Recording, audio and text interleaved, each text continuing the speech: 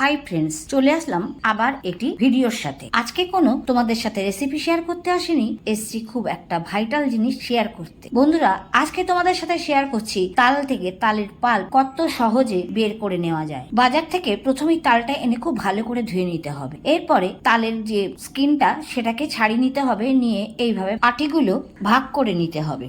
এরপরে আটির গা থেকে কাঁচির সাহায্যে আঁশগুলো ঠিক এইভাবে কেটে নিতে হবে। সবকটি আটি আমি একইভাবে কেটে নেব। বন্ধুরা, এমন সব রেসিপি এখন বাজারেই কিনতে পাওয়া যায়। দোকানে গেলেই জার ভর্তি তালের বড়া দেখা যায়, কিন্তু কেনা তালের বড়া আর ঘরে বানানোর তালের বড়া অনেক তফাৎ। বন্ধুরা, এই পর্যায়ে সব কটা আঁশ এক জায়গায় করে নিয়ে ভালো করে মেখে নরম করে নিতে হবে। আর তার জন্য মিনিমাম হাফ কাপ জল এখানে মেশাতেই হবে।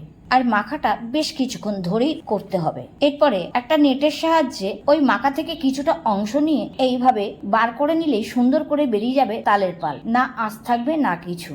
আমরা অন্য কিছুর সাহায্যে তালের পাল্প বার করার পরে আবার একটু ছেঁকে নিতে হয় যাতে আঁশ না থাকে, কিন্তু এই পদ্ধতিতে বার করলে আঁশ একদমই থাকবে না। মলে যারা বাজার করো তারা ফল বা অন্য কোনো জিনিসের সাথে এইরকম নেটের ব্যাগ পেয়ে যেতে পারো। সেগুলো না ফেলে দিয়ে এইভাবে কাজে লাগিয়ে নিতে পারো। তাল থেকে অতি সহজেই পাল্প বের করার এই পদ্ধতিটা ঠিক তোমাদের কেমন লাগলো অবশ্যই কমেন্টের মাধ্যমে জানাতে ভুলো না। ভিডিওটি ভালো লাগলে সাবস্ক্রাইব করে পাশে থেকো।